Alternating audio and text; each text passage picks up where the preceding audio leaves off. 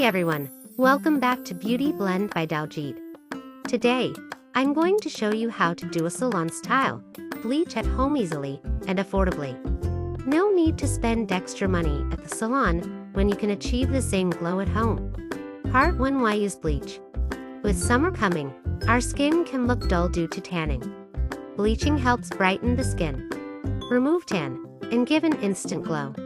Instead of spending money at a salon, you can easily do it at home. Part 2: Mixing the bleach. Now, let's move on to the mixing process. Take 1 part bleach cream and 2 parts activator. This is the standard ratio. Mix them well until you get a smooth consistency. Patch test and application. Always do a patch test before using bleach to check for any skin reactions. How to apply. Apply the bleach evenly on your face, neck, hands, and legs.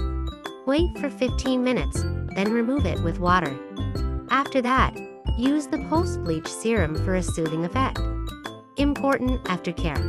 Avoid using soap or face wash for 24 hours after bleaching. Bleach helps in skin brightening. Always follow the instructions and avoid overusing it to prevent skin irritation. By following these steps, you can achieve a salon-like glow at home in an affordable